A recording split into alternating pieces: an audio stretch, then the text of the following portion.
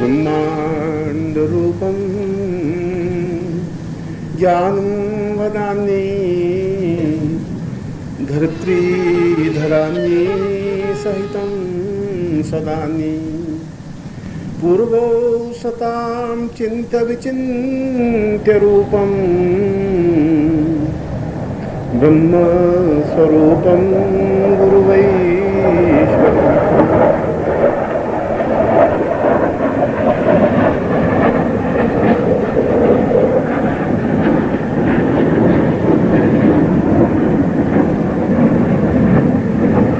आज का प्रवचन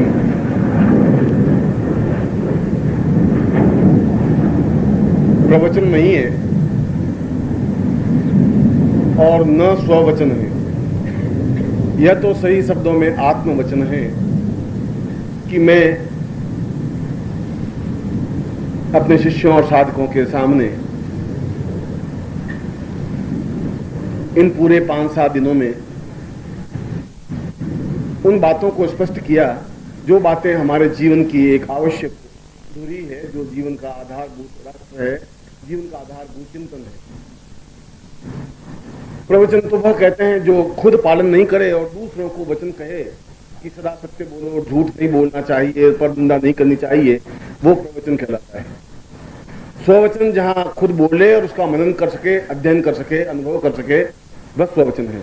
और आत्मवचन जो अपने हृदय से निकल करके पूर्ण रूप से समस्त ब्रह्मांड के आत्माओं को, शिष्यों को और साधकों को सुना सके, वह आत्मवचन है। शंकराचार्य के श्लोक में जो मैंने आपके सामने रखा है, बहुत छोटी सी बात मगर बहुत महत्वपूर्ण बात कही है। कल मैंने शाम के प्रवचन में आपके सामने एक बात कही थी कि जीवन का सबसे बड़ा स्रोत, जीवन का सबसे बड़ा आनंद ब्रह्ममय हो जाने की क्रिया में है। और शंकराचार्य को इस बात का एहसास था, इस बात का इल्हाम था, इस बात का निश्चय था कि जीवन एक जीव, और कल जब मैंने जीव के शब्द की व्याख्या आपके सामने की, तो जीव तो वैसे भी होते हैं जो केवल 7-8 महीने जिंदा रहते हैं।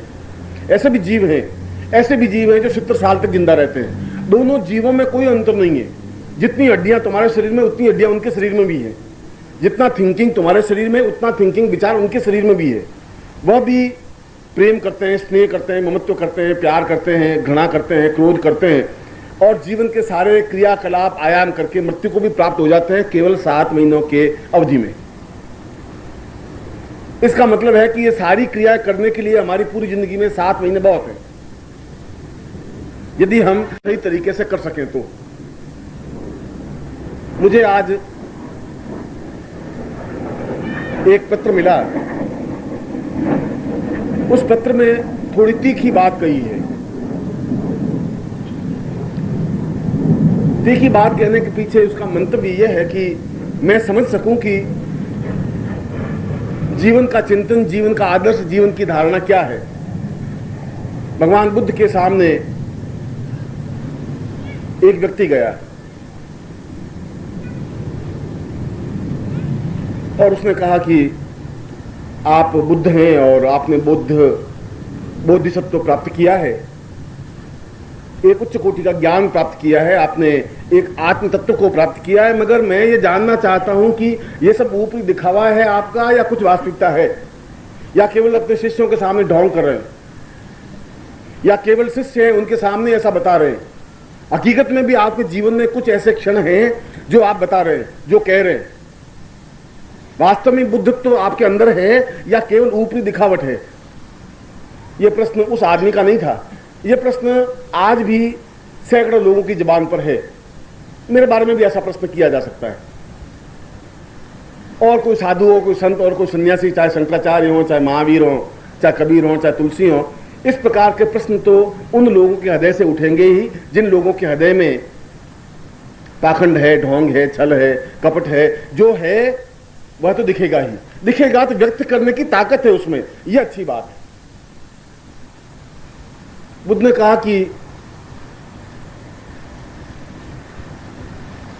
तुम जो कह रहे हो वो बात तो सही है, मगर अब इस प्रश्न को करने से फायदा भी क्या, मैं तो बौद्धत्व प्राप्त किया हुआ हूं और मैं बहुत बड़ा ज्योतिषी भी हूं, बहुत बड़ा ज्ञानी भी हूं। बुद्ध ने ज्योतिष का बहुत बड़ा अध्ययन किया था और मैं ग्रहों, नक्षत्रों, कालों की गणना कर सकता हूं और मैं बता सकता हूं कि किस मोमेंट में संतान पैदा होगी। मैं यह भी बता सकता हूं, 1000 बार बताया, सही उतरा है कि किस मोमेंट में मृत्यु होगी। और तेरी मृत्यु आज से ठीक 14वें दिन है, यह गारंटी। तुम बच नहीं सकता क्योंकि मैंने तेरी गणना की है, तेरी आपकी लकीरें देखी हैं, तेरी भाग्य की लिपि को पढ़ा है। आज से ठीक 14वें दिन को 2 बजे तेरी मृत्यु है।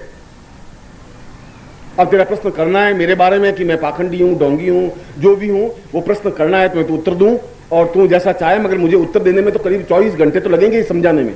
उसने कहा वो केवल 14 दिन मेरी जिंदगी के रहे। तो तू जवान है, 30 वर्ष का है, मगर मृत्यु तो 30 वर्ष की अवस्था में भी आ सकती है, 22 साल की अवस्था में भी आ सकती है, 60 साल की अवस्था में आ सकती है। तेरी मृत्यु 14वें दिन श्योर है, निश्चित है, गारंटी। उनका इस पुत्र को कोई फायदा नहीं, आप जैसे भी हैं वो तो बात की बात है, पहले मुझे घर जाने दीजिए। वो घर गया, अपने व्यापार को समेटने की क्रिया प्रारंभ की। हर समय 24 घंटे दिमाग में एक ही तनाव, हरदम एक क्षण की सारी मौत तो गारंटी है। बुद्ध की वचन गलत हो ही नहीं सकते, मिथ्या नहीं हो सकते। झूठ बुद्ध क्यों बोलेंगे, उनको क्या स्वार्थ है, मुझसे कोई दुश्मनी नहीं है। मैं 14 दिन में मृत्यु बस खत्म। और उसने व्यापार को समेटना प्रारंभ किया। व्यापार में दुकान पे जावे ही नहीं, चिंता ही नहीं करे। पत्नी कहे कि तुम ये काम करना है, अपने को शादी में जाना है। उसने कहा बस शादी वादी छोड़ दूंगा, बस ठीक है, अब मुझे अपना चिंतन करने दे, भगवान का नाम लेने दे, अब केवल 13 दिन बाकी रह गए। बेटे ने कहा कि आप ये क्या कर रहे हो, इस बुद्ध तो साला पाखंडी ढोंगी है आपकी। उसने कहा नहीं, बुद्ध गलत नहीं हो सकता, अब मेरे केवल 12 दिन बाकी रहे, तुम सब छोड़ो, ये सब कुछ नहीं है। सूखने लगा, एकदम चेहरे पे पीलापन छाने लगा, आंख उसके अंदर धंसने लगी, शरीर में कपड़ों का होश नहीं, पहने तो पता नहीं, नहीं पहने तो नहीं पता, बोलना कुछ बात नहीं। प्रेमिका ने आके कहा कि तुम दुकान पे आती नहीं, रोज मैं आपसे बीच में मिलता था क्या? उसने कहा छोड़, प्रेमी प्रेम हो गया सब प्रेम, जितने तेरे साथ जिंदगी बिताई अब याद रखना, मेरे बाद में 2-4 दिन काले कपड़े पहन लेना, बस ठीक है, तू अपनी जगह मैं अपनी जगह, बस खत्म, तू ज्यादा रह नहीं सकेगी, मेरे तो 11 दिन बाद मौत है। आस पड़ोस वाले पूछने आए क्या हुआ, बीमार कैसे पड़े? वो खाट में पड़ गए। हरदम 24 घंटे दिमाग में एक ही बात की, जब मृत्यु है तो सारी बात समाप्त करो। एक आदमी को भेजा हरिद्वार से गंगा जल ला, गंगा जल से स्नान किया। साधु के भी उस मंदिर गया नहीं था, वो रोज भगवान शिव के जाने लगा, जल चढ़ाने लगा, घर में एक मूर्ति स्थापन की, घर में बैठा पूजा की, प्रार्थना की, पत्नी को समझाया कि सब बेकार है, इस जिंदगी में कोई रस नहीं है, कोई सार नहीं है, बेटे कोई मेरे साथ थोड़ी जाएंगे, ये कफन में ओढ़ूंगा तो कफन भी साला डोम खींच के ले लेगा। उसने कहा कि ये आदमी ऐसा कैसे हो गया, जो भौतिक पूरा घोर स्वार्थी, भौतिक सारा डंडी मारने वाला बनिया, ये आया कहां से, ऐसा हुआ क्या इसको? 8 दिन रह गए, 7 दिन रह गए, 6 दिन रह गए, खाट में पड़ गए। डॉक्टर आवे, इलाज करे, वैद्य दवा देखे, उसकी दवा कोई लगे नहीं। उसके 24 घंटे तनाव, जिंदगी में एक ही चिंतन, एक ही विचार की जब बचना ही नहीं है तो अब इतना महल, ये मकान, ये 7 मेवा 2 मकान नए बना रहा था, उसको बंद करवा दे, कोई फायदा नहीं, बेटे हैं सपूत बनाएंगे, कोई मतलब नहीं। एक ब्राह्मण को बुलाया, उसने दान दिया, दक्षिणा दी। उसने कहा कि ये, पत्नी ने कहा तो आप क्या करोगे? उसने कहा कि मेरे साथ पुण्य जाएगा, ये कुछ जाएगा नहीं। 14 दिन आ गए, 10 बजे, 11 बजे, 12 बजे, उनको नीचे पड़ा हुआ खाट पर, आस पास में पत्नी खड़ी, बेटे खड़े, बहुएं खड़ी, नौकर खड़े, मुनीम खड़े। 1 बज गया, अब 1 घंटा बाकी है मृत्यु का। बिल्कुल पीला चेहरा, उठने की हिम्मत नहीं, पानी पीने की हिम्मत नहीं, कोई चाह नहीं, मन में किसी प्रकार की भावना नहीं। और ठीक 2 बजने में 5-7 मिनट बाकी रहे, बुद्ध आए। उसने कहा क्या बात है, एकदम हुआ क्या तुझे, ऐसा पीला? उठने की उसकी हिम्मत नहीं, चरण छुए। उसने कहा कि तूने मुझे प्रश्न पूछा था कि मैं पाखंडी हूं या नहीं हूं। उसने कहा महाराज अब उस प्रश्न से, उसने कहा नहीं, मुझे तो एक बात बता कि इन 14 दिनों में तेरे मन में कभी पाप करने की इच्छा आई, कभी स्वार्थ बनने की इच्छा आई, किसी को चक्कू मारने की इच्छा हुई, कभी घृणा करने की इच्छा हुई, कभी किसी लड़की को भगाने की तेरे मन में? उसने कहा महाराज 14 दिन मृत्यु, अब लड़की को भगा कर अब मैं क्या करूंगा? मैं दुकान पे नहीं गया, डंडी नहीं मारी, मैंने कुछ किया ही नहीं, गुरुजी मैं क्या करना, किसी से लड़ाई नहीं की, कि क्या लड़ाई करने से क्या फायदा, पड़ोसी से तो लड़ता था रोज। उनका कोई मतलब नहीं, अब तो केवल 5-7 मिनट बाकी रह गए। उसने कहा देख, मैं भी मृत्यु को हर क्षण अपने पास ही देखता हूं, इसलिए मैं भी पाप नहीं कर सकता। तू मृत्यु को समझ रहा था 60 साल बाद, इसलिए पाप छल कर रहा था, और मैं हर क्षण अपने पास मृत्यु को देखता हूं। और जो व्यक्ति हर क्षण अपने मृत्यु को समझता है, क्रिया करता है, वो छल नहीं कर सकता, वो पाखंड नहीं कर सकता, वो ढोंग नहीं कर सकता, वह साधु बन सकता है। तुम में मुझ में इतना ही अंतर है। तुम जिस चश्मे से मुझे देखते हो, बस उसमें अंतर इतना ही है। मैं मृत्यु को अपने सामने बिल्कुल स्पष्ट देखता हूं, इसलिए तुम्हारी नजर में तुम्हारा मतलब 60 साल की उम्र, तुम सोचते हो मृत्यु बहुत दूर है, इसलिए तुम पाप कर सकते हो, घृणा कर सकते हो, और मेरे प्रति दुर्भावनाएं रख सकते हो, मेरे प्रति दुश्चिंताएं रख सकते हो। मैं अगर कहीं भी जाऊंगा, किसी मिलूंगा, कुछ है ही नहीं, न पत्नी है, न बंधु है, न बांधव। पत्नी से मिलता हूं, वो भी पत्नी से मिल रहा था, बेटों से मिल रहा था, हिसाब किताब भी देख रहा था, अनासक्त भाव से। ये अनासक्त भाव जीवन का तब आ सकता है जब आदमी उस स्तर का पहुंच सकता है, और ये अनासक्त भाव जीवन का आवश्यक तत्व है। जिसको इस बात का एहसास है कि मृत्यु तो है ही, रावण और बाणासुर जैसे व्यक्ति चले गए तो मृत्यु तो आएगी। अगर वो मृत्यु को नहीं रोक सके तो मैं भी मृत्यु को नहीं रोक सकूंगा। जो पैदा होता है वो समाप्त होगा ही, वो समाप्त होना ही चाहिए, वो समाप्त होगा तो नया खिलेगा। मगर जो हर क्षण इस चिंतन को करता है, वो पाप नहीं कर सकता, वो छल नहीं कर सकता, उसके आंख में विकार नहीं आ सकती, उसको धोखा नहीं दे सकता, वो किसी प्रकार की किसी के प्रति दुर्भावना नहीं रख सकता। और बुद्ध कह रहे हैं कि शिष्यों को बता रहा था बुद्ध कि तुम्हारे और मेरे बीच में अंतर इतना ही है। तुम्हारे मन में वासना, विकार, गंदगी, झूठ, छल, कपट के पीछे कारण ये है। मैं भी उस प्रश्न करने वाले को बुद्ध का उपदेश देकर के समझा रहा हूं, बुद्ध के एक उदाहरण के माध्यम से समझा रहा हूं। प्रश्न उसने भी ऐसा ही किया है, मैं उस तथ्य को, उस चिंतन को ही आपको समझा रहा हूं। यह अलग बात है कि तुम्हारे आंखों के ऊपर चश्मा एक अलग चीज है, तुम एक दूसरी नजर से देखते हो। एक नेताजी ने गाय खरीदी, गाय खाली ऐसे कि घास खावे ही नहीं। नेताजी के यहां से गाय आई, वहां तो हरी हरे चारा चलने वाली, वो किसान ने खरीदी। अब घास खावे नहीं, पास में खड़े रहे नहीं, लात मारे, भूखे मरने लगी। उस आदमी ने कहा मैंने 1400 रुपये में गाय खरीदी, गाय कुछ खाती नहीं है घास। अब नेताजी तो रोज हरी हरी चना उसको खिलवाते थे, बहुत अच्छी घास खिलवाते थे, मैं कहां से लाऊं। पड़ोसी को जाके पूछा, 3 दिन से गाय कुछ खा नहीं रही है। उसने कहा कि हरा चारा। उसने कहा हरा चारा मैं रोज कहां से लाऊंगा, हरा चारा ये तो गाय तो रहेगी, मुझे क्या मालूम था नेताजी की गाय ऐसी। उन्होंने कहा इसकी आंखों पर हरा चश्मा बांध दे, उसके तो हरा चश्मा बांध दिया गाय के। वो घास देखे तो हरी, जो चीज देखे तो हरी, और आराम से पूंछ हिलाती हुई खा गए। आपकी आंखों पर चश्मा चढ़ा हुआ है, बस जो भी देख रहे हैं आप एक रंगीन देख रहे हैं, आपके देखने में आपके चश्मा चढ़ा हुआ है। मेरी आंखें बिल्कुल निर्मल है, स्वच्छ है। ये अंतर है, ये दृष्टिकोण है। इसीलिए इस श्लोक में एक और नवीन बात, जब मैं दीक्षा दे रहा हूं आपको, दीक्षायाम मृतमस्नुते ही। दीक्षा का मतलब है जो कुछ आपके पास है वह मृत हो, क्योंकि मरने से अमृत पैदा हो सकता है। मृत अमृत, अगर आप अपने विकारों को मारेंगे तो अमृत पैदा होगा। अंदर के जहर को समाप्त करेंगे तो उस घड़े में अमृत आएगा। अमृत तभी आ सकता है जब घड़ा में से वो जहर कुछ छलकेगा, कुछ अंदर से निकलेगा। जब निकलेगा ही नहीं तो उसमें एक बूंद भी जा नहीं सकती। उस बूंद के जाने के लिए भी कुछ खालीपन, कुछ रिक्तता आनी चाहिए। अगर कुछ खाली है ही नहीं आपके घट में, क्यों गधे को घट कहा गया है, अगर उसमें खालीपन नहीं है। और मैंने आज 5 दिन के प्रवचन में एक ही बात कही कि तुम अपने हृदय को खाली करके मेरे सामने रखिए, मैं उसमें जो कुछ भरूंगा मैं भरूंगा, मगर तुमने जो कुछ भरा है उसमें ज्यादा अच्छा भरूंगा। मृतमस्तुते ही, यह जो कुछ समाप्त हो, यह समाप्त हो तो मैं भर सकता हूं, और मैं भर सकता हूं गारंटी के साथ। उससे तुम्हें जिंदगी में एक अनासक्त भाव आ सकेगा, एक आनंद की अनुभूति हो सकेगी, एक तृप्ति हो सकेगी। और इसीलिए शंकराचार्य ने इस श्लोक में जब उन्होंने ये पंक्ति कही तो शंकराचार्य के मानस में कुछ बिंब चिंतन स्पष्ट नहीं था। इसलिए नहीं था कि ब्रह्मोपनिषद की ज्यों की त्यों पंक्ति को उन्होंने श्लोक में उतार दिया। ये मूल संस्कृत में जो पंक्ति है शंकराचार्य की पंक्ति नहीं है, ये भाव शंकराचार्य के नहीं है। शंकराचार्य ने कहे जरूर है, मगर है ब्रह्मोपनिषद की पंक्ति। और ज्यों का त्यों शब्द उतार देना अपने आप में कोई महत्वपूर्ण घटना नहीं है, अपने मानस में मंथन करके उतारने की क्रिया है। और उन्होंने उस ब्रह्मोपनिषद के उस सूत्र में बहुत एक उत्तम बात कही है कि देवता, मनुष्य और पशु में अंतर कुछ है ही नहीं, हो भी नहीं सकता। पशु भी दीक्षा ले सकते हैं, लेते हैं। अगर आप देखें तो कुत्तों को बहुत अच्छा गले में पट्टा बांधते हैं। अगर आपने तो हिंदुस्तान में, तो मैं नहीं कह सकता, अगर आप बंबई चले जाएं तो आपको बहुत अच्छे कुत्ते मिलेंगे, पिम्मी पिल्ली गले में लटकाए हुए, बगल में दबाए हुए, 24 घंटे उसी को लटकाए हुए रखते हैं। और अभी महीने भर पहले आपने न्यूयॉर्क की एक न्यूज नहीं पढ़ी, अखबार में बहुत अच्छी न्यूज आई थी। समाचार था कि एक पति पत्नी में बहुत झगड़ा, और अगर झगड़ा नहीं हो तो फिर पति पत्नी हुई कैसे? पति पत्नी का मूल स्रोत आधार यही एक झगड़ा हो तो पति पत्नी है, ये कन्फर्म है। एक होटल पे गए, एक होटल में पति पत्नी दोनों गए, उसकी दूसरी शादी थी। तो पति थे बेचारे 45 साल के, पत्नी थी 22 साल की, 20 साल की। तो मैनेजर को डाउट हुआ, तेरी वाइफ है कि नहीं, कुछ पता नहीं। तो उसने कहा कि आप दोनों पति पत्नी हैं।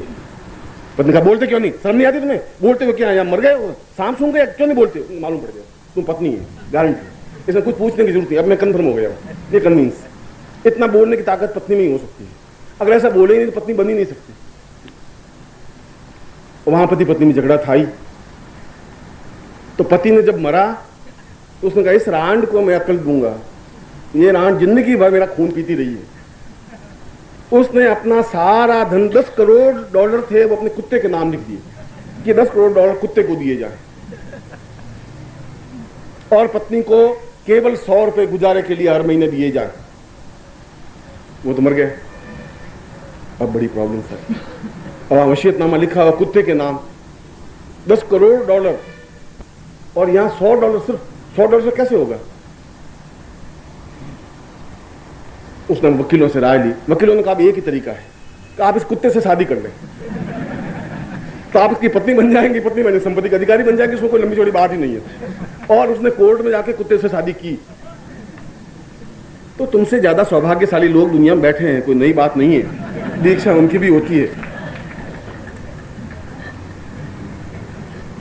जीवन के उसमें एक बात कही गई, उस ब्रह्मोपनिषद में यह कहा गया कि पशु उसको कहते हैं जो शरीर से तृप्ति अनुभव कर लेते हैं, जो शरीर से काम वासना के अनुभव कर लेते हैं, तृप्ति, भोजन की तृप्ति केवल शरीर से कर लेते हैं, वे पशु हैं। मनुष्य जहां मन से तृप्ति अनुभव करते हैं उसको मनुष्य कहते हैं। यह अंतर, मूलभूत अंतर यह है। पशु को अगर खाना खिला दें अच्छा तो तृप्ति अनुभव कर लेगा। यदि एक भर्तृ ने कहा है कि कृष काण खंज श्रवण रहिता पुच्छ विकलो मही पूय क्लिन्न क्रमिकुल सतेरावर्तनु क्षुधा क्षामो जीर्ण पीठ रज कपालार्पित गलह श्रुति मनवेति स्वाम हतमपि च हन्ते मदन। कुत्ता कितना, और पशु और कुत्ते में कुछ डिफरेंस नहीं है। वो भर्तृ कह रहा है कि काणा है, कृष है, खंज खाज है, उसके बाद भी वो उस कुत्ते के पीछे भागता रहता है जिंदगी भर, एक ही चिंतन है। इससे ज्यादा मनुष्यों की गति में अंतर कितना है? अंतर इतना ही है कि वे थोड़े छुप करके करते हैं, ये बिल्कुल पीछे पीछे भागता है, कोई अंतर नहीं। और जो केवल ऐसा अपने शरीर के माध्यम से तृप्ति अनुभव करने वाले लोग होते हैं, वे केवल पशु होते हैं। मनुष्य वो होते हैं जो मन के माध्यम से तृप्ति अनुभव करते हैं, चिंतन करते हैं, काव्य को समझते हैं, काव्य की परिभाषा को देखते हैं।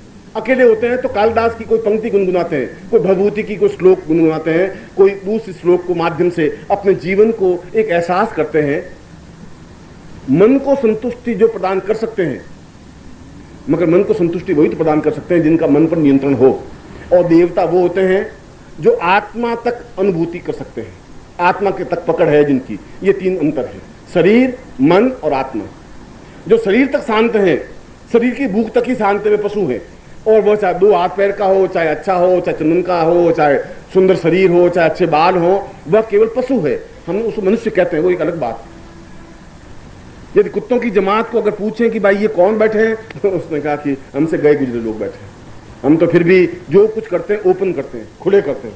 ये तो हमसे भी गए बीते हैं, घटिया हैं, वो आप पे हंसते हैं। इसलिए मन के ऊपर अपने आप नियंत्रण करने की क्रिया मनुष्य कर सकता है।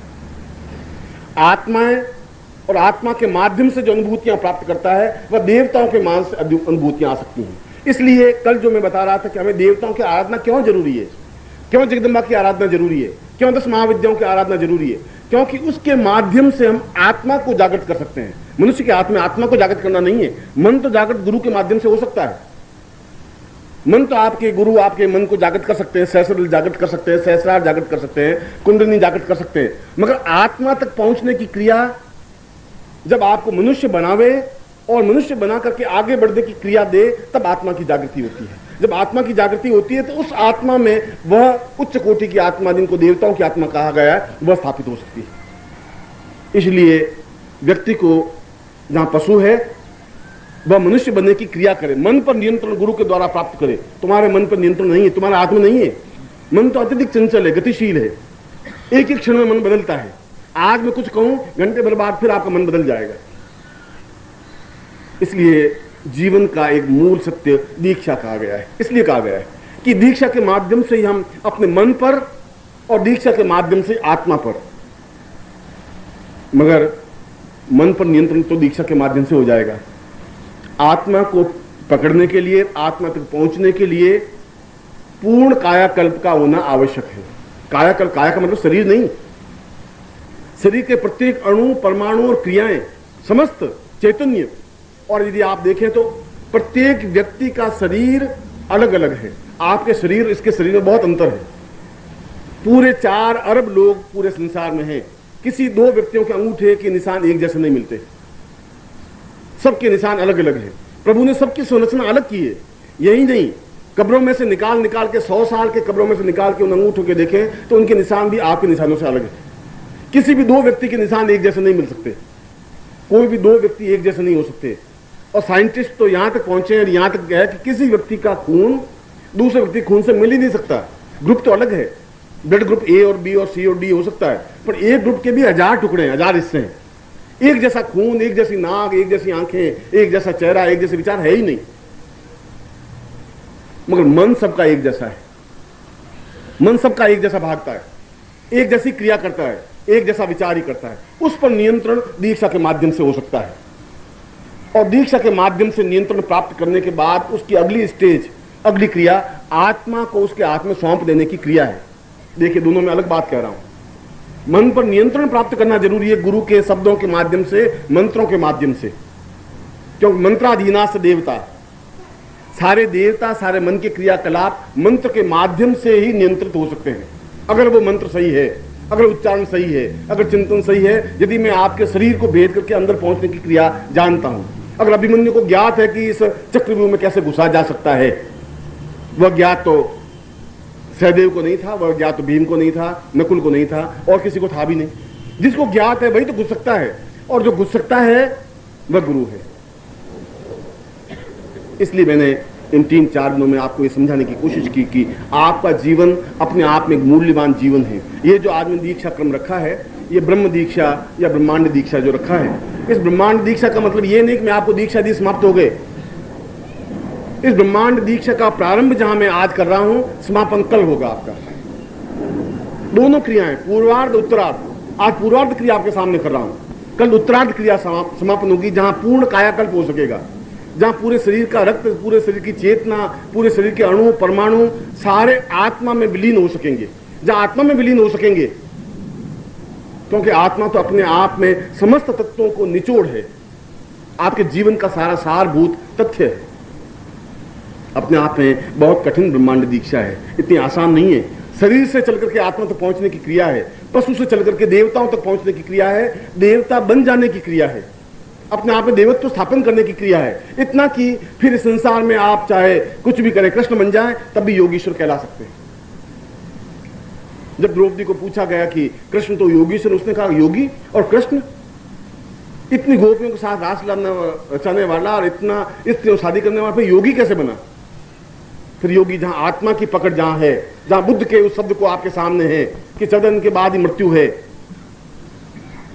जहां आदमी में छल झूठ कपट सब कुछ है। रामकृष्ण परमहंस के पास एक शिष्य आया, उसने कहा कि ऐसा कैसे हो सकता है कि केवल एक ही बिंदु पर, आपने कहा ध्यान लगाएं, ध्यान लगाने का मतलब है केवल एक बिंदु पर केंद्रित हो, ताटक करें, केवल एक ही चीज मानस में रहे। ऐसा कैसे हो सकता है? मन तो बहुत भटकता है। उसका मन तो भटकता ही नहीं। 2 मिनट में मन को तो नियंत्रण किया जा सकता है, ये तुमको मैं करके दिखा दूं।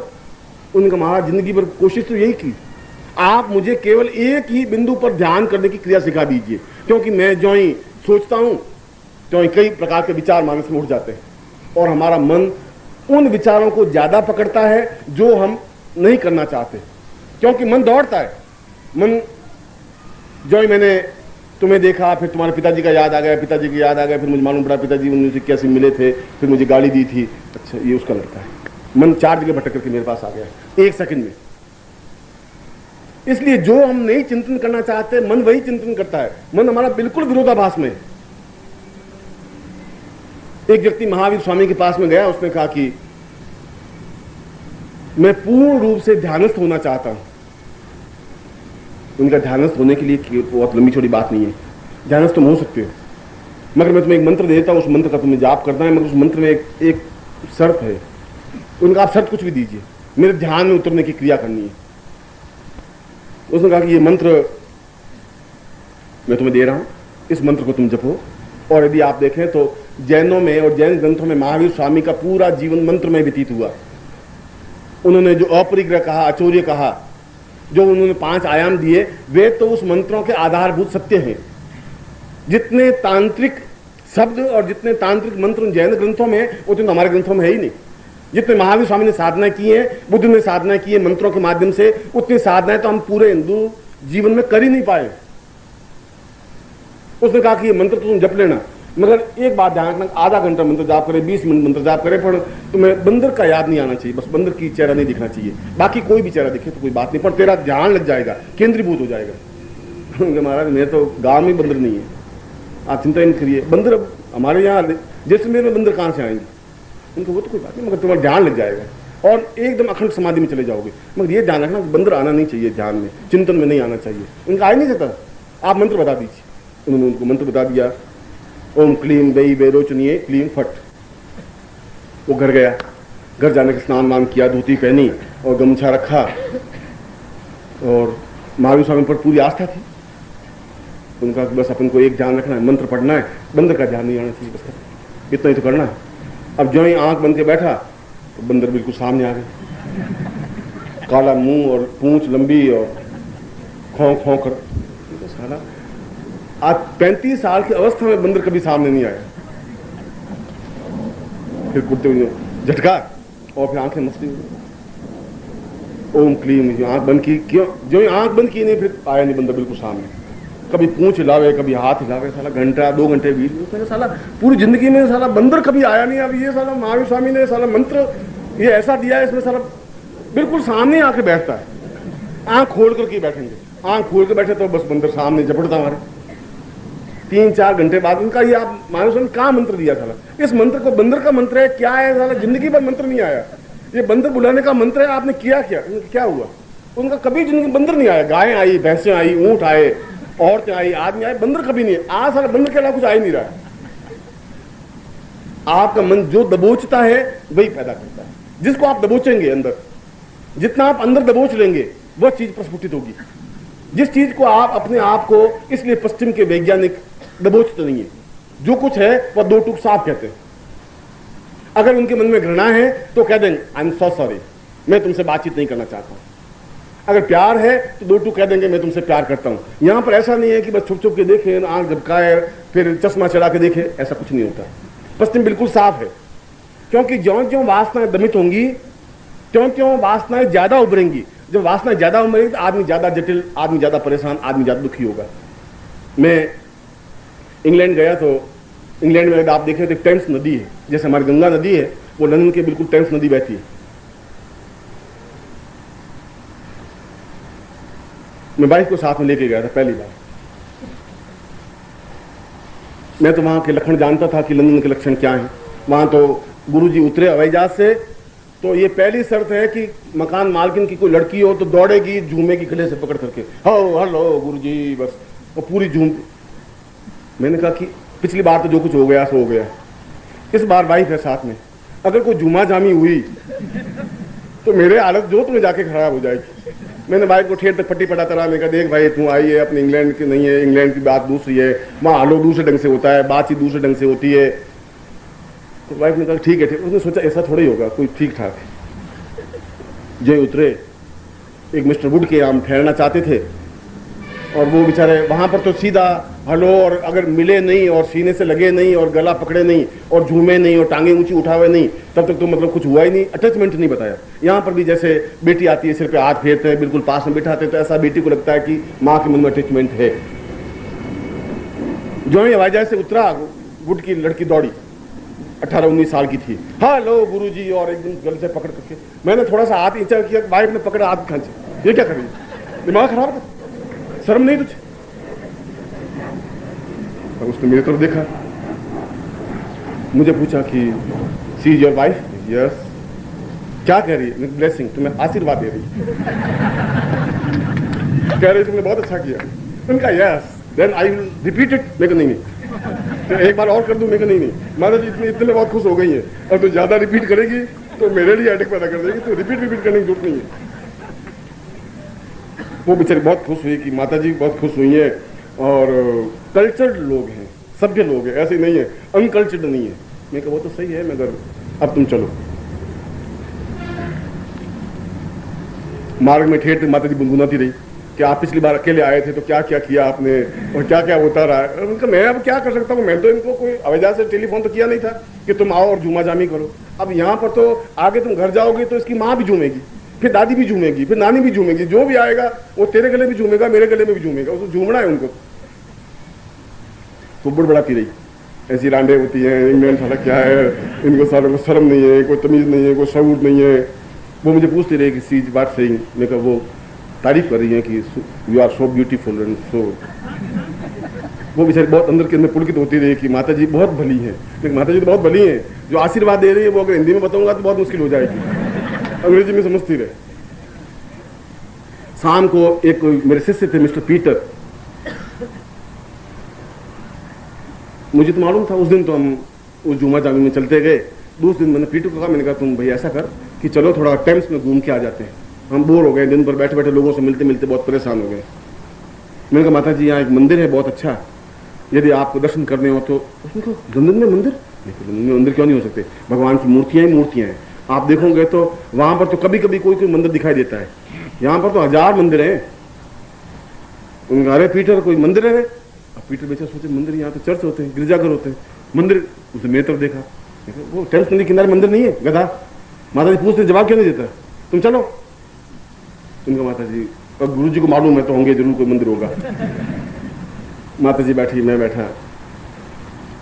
वहां पर शाम को किनारे, यदि आप कभी उधर गए हो इंग्लैंड कभी भूल चूके से, तो शाम को 5 बजे के बाद 95% बिल्कुल नंगे ही लोग घूमते हैं, बिल्कुल 100%। महावीर स्वामी एक नहीं, यहाँ तो एक ही पैदा हुए बेचारे, वहां पर तो जितने पैदा हुए महावीर स्वामी, बिल्कुल पुरुष और स्त्रियां कच्छा पहने हुए 2-2 उंगली के और घूम रहे, और नदी में डुबकी लगावे, फिर कूदे, फिर नदी में डुबकी लगावे, फिर धूप में पड़े पड़े सन बाथ लें, फिर जल बाथ लें, फिर वापिस सूर्य की किरणें लें, और शरीर को बिल्कुल पीला बनाने की उसे ललाई ले करके कोशिश करें। और माता जी मेरे साथ में साड़ी पहनी हुई, बिंदी लगाई हुई, आगे आगे मैं, पीछे पीछे माता जी। टेम्स नदी के किनारे पहुंचे तो देखा तो लोग बिल्कुल कच्छा भी उनका 2-2 उंगल का, 2.5 उंगल का, बस कपड़ा तो पहने ही। और माता जी ने आंखें बंद कर, और मैंने कहा ऐसा सड़क पे कैसे चलोगे, इधर आंखें बंद, इधर मैंने कहा तुम देखो, इधर देखो, इधर भी महावीर स्वामी। अरे ये साले ऐसे तुम कहाँ लाए? मैं आगे मंदिर है, ये सब मंदिर है, अब आगे चलो आप, मैं तुम्हें दिखा रहा हूँ लंदन क्या चीज है, अब आई गई तो जिंदगी में देख ही लो, आपको मजा आता है। और इसमें मजा क्या, हमने टाइम नदी देखने के लिए आए, इसमें क्या मतलब? ठीक है, तुम आंखें बंद करके कहां तक चलोगी, या मेरी उंगली पकड़ लो। वहां जाके बेंच है, और बेंचों पर कोई आदमी बैठ सकता है। और लंदन का कल्चर ये है, उस टेम्स नदी का कल्चर ये है, जैसे यदि आप हरिद्वार के घाट में पहुंच जाएं तो वहां का कल्चर ये है कि आधे सेकंड में कोई न कोई पंडा आपका हाथ पकड़ ही लेगा, गारंटी। जजमान तेरे बाप मर गया, कैसे आए, क्या भाई मरा तो नहीं, कब मरने वाला है। वो कल्चर वहां का ऐसा ही, हरिद्वार का कल्चर वैसा ही है, टेम्स नदी का कल्चर भी वैसा ही है। यदि आप कोई पुरुष और स्त्री दोनों बैठे हैं तो कोई भी आपको छेड़ेगा नहीं, कोई पूछेगा नहीं, कुछ भी बात नहीं पूछेगा। मगर यदि कोई केवल अकेला पुरुष बैठा है तो एक लड़की आएगी, hello you are so alone, loneliness, why are you sitting here, please come. या कोई स्त्री बैठी होगी तो कोई पुरुष आएगा ही आएगा, उसको कहेगा भाई कोई अकेलापन महसूस क्यों करे। मैं तो लंदन की सभ्यता को थोड़ा बहुत जान, उससे पहले 2-3 बार जा चुका था। तो माता जी हम दोनों बेंच पे बैठ गए, तो मैं थोड़ा थोड़ा लेफ्ट में सरकता गया। 8 फुट की बेंच थी। मैंने कहा पास में बैठेंगे तो कोई आएगा ही नहीं, थोड़ा थोड़ा अलग हट जाएंगे तो अपने आप कोई इनको आएगा ही आएगा। फिर 1 इंच सरका, फिर 2 इंच सरका, फिर 3 इंच सरका।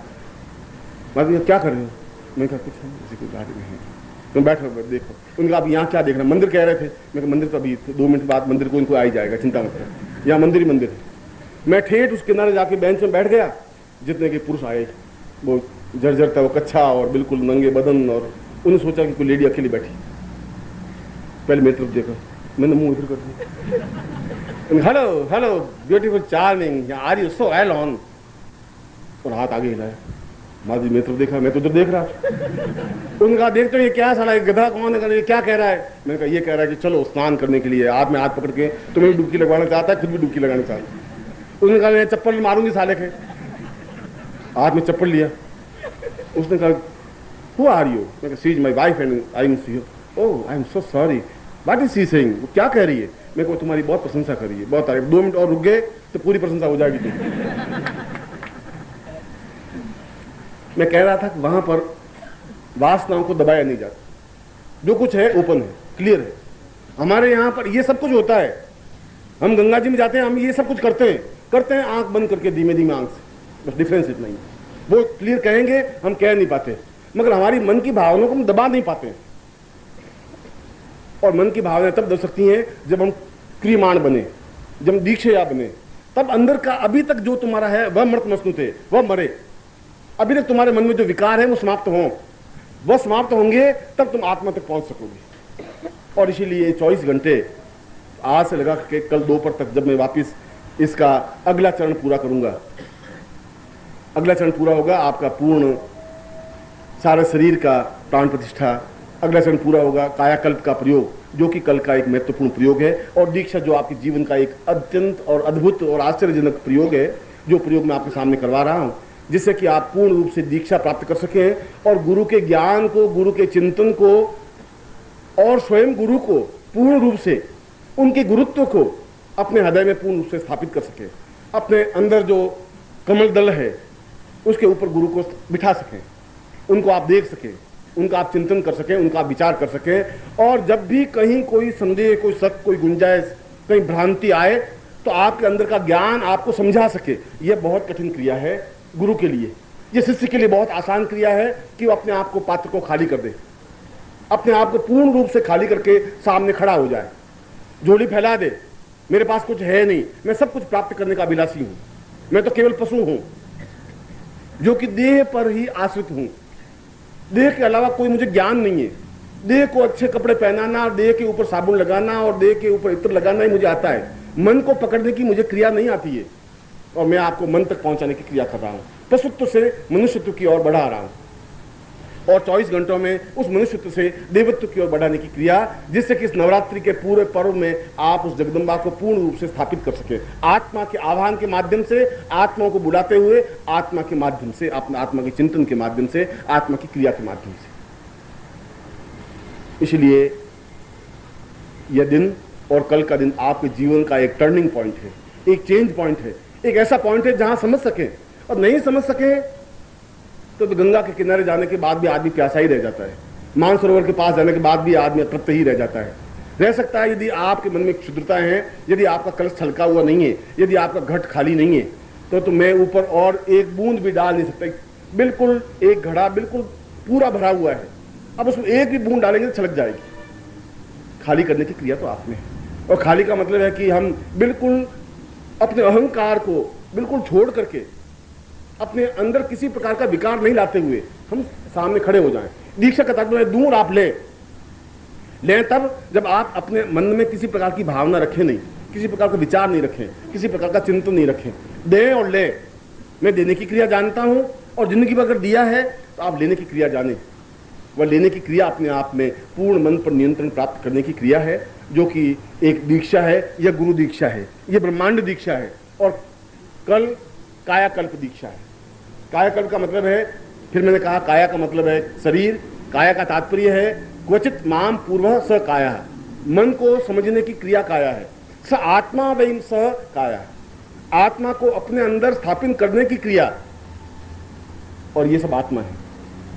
अगर चाहे बगलामुखी हो चाहे छिन्नमस्ता हो, ये आत्मा है, ये मन है और ये देह एक पशुत्व है। इन तीनों के बीच में कड़ी जोड़ने की क्रिया है।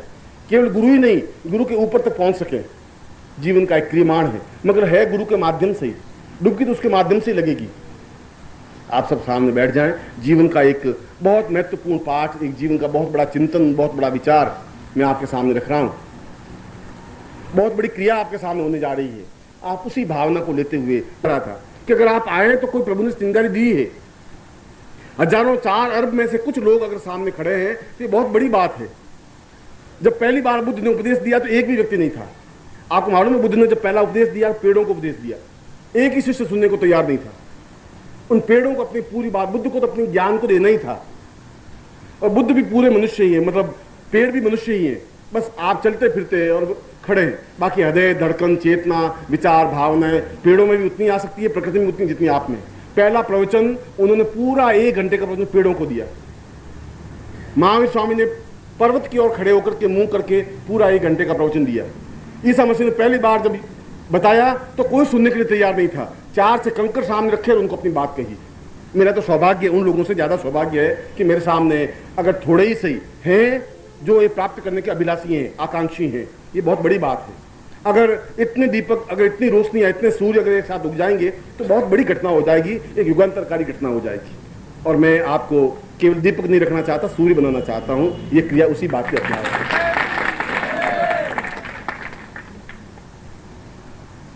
सबसे पहले आप हाथ जोड़ दें और फिर आपका मन आपके पास में रहे, बिल्कुल निश्चल निसंत भाव से। कहीं आप विचलित नहीं हो, क्योंकि अद्भुत चीज प्राप्त करने के लिए बहुत ज्यादा अपने आप को संयमित रहना जरूरी है तुम्हारे लिए।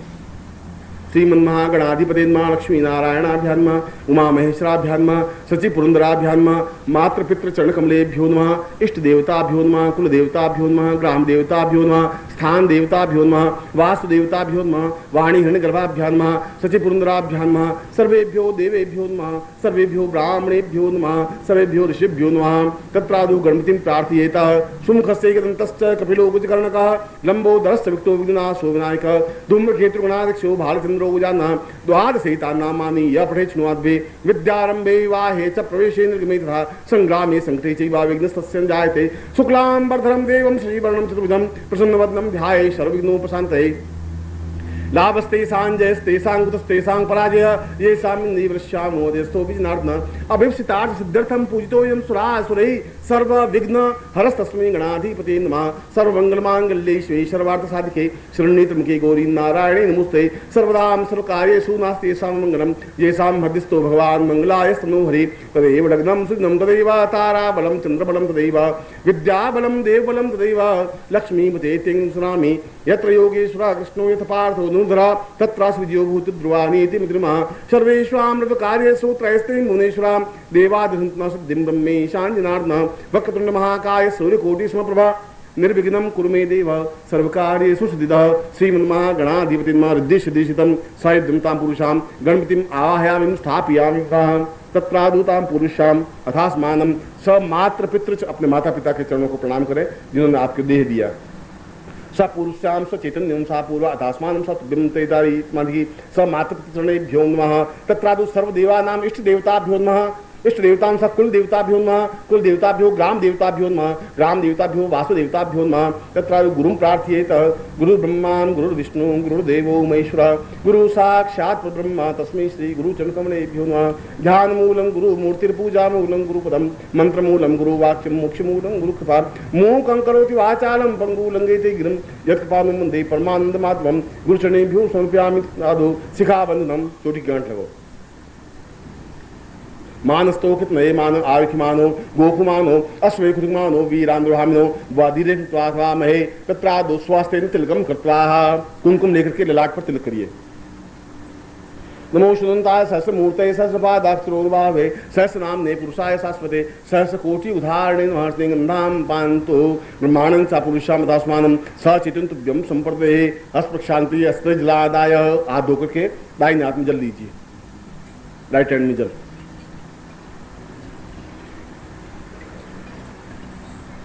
आपका गोत्र आपको स्मरण होना चाहिए। ओम विष्णु विष्णु विष्णु भारतवर्षे भरतखंडे जम्बूद्वीपे शालिवान शाखे बुद्धावतारे संवत्सरे संवत्सरे को संवतः 2047 आश्विन मासे श्री कृष्ण शुक्ल पक्षे आठ पुरुषा वर्तमान सचेतन सा बहुमासे प्राप्त लक्ष्मी प्रथम प्राप्त लक्ष्म्या त्रिकाल संहारणम सकल मनोचित कामना सिद्धर्थम लोके वासे भायराज द्वारे सर्वत्र यश विजय लाभादि प्राप्तभार्यस्य सपुत्रस्य सबान्धस्य अखिल कुटुंब सहितस्य सबसो समस्त भय व्याधि जरा पीड़ा मृत्यु परिहार द्वारा आयु आरोग्य तथा अमुक गोत्रेभ्यो, अपना गोत्र बोलिए, अमुक शर्मा हम नाम बोलिए, ताम शिष्यता पुरुषा तस्मानम स गुरु चैतन्य साम पूर्वा सा प्रतिष्ठा सा ऐश्वर्य मम समस्त वाग्देवी साम पूर्वा चैतन्य सा तुभ्यंती मम जल साक्षिणे अग्नि साक्षिणे सूर्य साक्षिणे ताम गुरु साक्षिणे पूर्ण चैतन्यम ताम आवाहयम सा पुरुषा तस्मानम स तुभ्यम स गुरु दीक्षायाम प्रति ब्रह्मांड दीक्षा प्राप्त निमित्तम स ब्रह्मांड इंद्र वरुण यम कुबेर नैऋत्यम सा समस्त देवी देवताभ्यो ऋषिभ्यो सा बगलामुखी गंधर्व छिन्नमस्ताम सा पूर्वा तस्मानम सा दिविदे जगदम्बाम सा ऐंग्लिश महाकाली महालक्ष्मी महासरस्वती सा ब्रह्मा विष्णु रुद्रा ऋषय समस्त देवता विशिष्ट विश्वामित्र गर्ग अत्रि कणादृश्य सा चैतन्यो सा परमसी सा साक्षी भूतेन सा निखिल स्वानंदांत नांद सीमा सा गुरु साक्षी भूतम सा चैतन्य सा तुभ्यम संपर्दे। छोड़ दीजिए, सूर्य को प्रणाम कर दिए। ओम सुदेवाहितम पुरुषाचक्रमुचरतः पशेम सरदः संजीवेम गुणसुमयाम सदः सहतम पुंसज्ञ पुरुषां समानं सातुभ्यसा पुरुषा तस्मानं सा चैतन्य साम पूर्वा अथास्वान् तुभ्यं संवर्धे सूर्यसाकृष्णेन रजसात्मानो निवेशयन् मृतमनिंचा हिरण्येन सवितार्थेनादेवो याति भुवनाभिन्ना सूर्य तेजस्वितां प्राप्ता निमित्तं बल बुद्धि साहस तेजस्ताम आकाक्षेण साम पुरुषां आकाशं क्षम ब्रह्मा सा पुरुषं तहि तथा द्वस दिक्पाल सूर्य पूर्व पृथ्वीता पुरुषां अथास्मनं पश्चिमे साम उत्तरो यमसे दक्षिणे साम वायव्य अग्नि ईशान्य पुरुषां दस दिक्पालेभ्यो आवाहयामि स्थापयामि एवं पूर्वा अथास्मानं स चिन्ते सा एवाह सा बल बुद्धिं सा बलः सा बलिं सा मनः बसी मन संकल्प सत्ता पुरुषां तुभ्यं संपर्ददेः। अब आपके सामने जो वस्तुएं हैं दीक्षा की, उन वस्तुओं पर कुमकुम की बिंदी लगाइए। 4 वस्तुएं होंगी इसमें, किसी भी एक वस्तु पर पहले कुमकुम लगाइए। स मनः तेजसे नमः, दूसरे पर ध्यानस तेजसे नमः, नंबर 3 पर चैतन्य तेजसे नमः, चौथे पर आत्मा तेजसे नमः, फिर चारों पर वापस एक बार और बिंदी लगाइए। सा पूर्व तेजसे नमः, साम दिव्याम तेजसे नमः, सा आत्म तेजसे नमः, स क्रियमाण तेजसे नमः, फिर एक बार बिंदी लगाइए। सा चैतन्यम तेजसे नमः, सा प्राण प्रतिष्ठाम तेजसे नमः, सा आत्मानुभूतियम तेजसे नमः, सा ब्रह्मांडम तेजसे नमः। उन चारों चीजों को अपने बाईं हथेली में ले लीजिए, लेफ्ट हैंड में, और दाहिने हाथ से इसके ऊपर संपुट कर दीजिए। अंगूठे से अंगूठा, तर्जनी मध्यमा उंगली इस प्रकार। ओम दीर्घायुत्वाय बलाय वचन प्रजास्तवाम अथो जीव सर्दस्तम माम पूर्वातास्मां सचेतने सा कल्याण कल्याणम अपामाम पूर्वा सा चेतन सा कंसी पूर्वा अथास्मानं गुरु साक्षिणे दीक्षायाम मृतमस्ता पुरुषाम अथास्मानं सा चेतन सा पुरुषाम अथास्मानं कृते कल्याणम पराम पुरुषा तुभ्यं सा एताः सा अग्निसा दीर्घा युत्वाय बलाय वचसे जाति पुरुषाम अथास्मानं सा ब्रह्मांडम परिपार्श्वे साम गुरुसा तुभ्यं संपर्दे। उनको देख लीजिए और उनको नीचे रख दीजिए। वापस 1 2 3 4 चारों, फिर इनके ऊपर एक बार कुमकुम लगाइए और वहां से कुमकुम लेकर अपने ललाट पर लगाइए। पहले एक पर कुमकुम लगाइए, फिर वहां से उठाइए ललाट पर लगाइए, फिर कुमकुम दूसरे पर लगाइए, फिर वहां से कुमकुम लेकर ललाट पर लगाइए। ऐसा करिए, चारों पर 4 बिंदी अपने लगा रहे।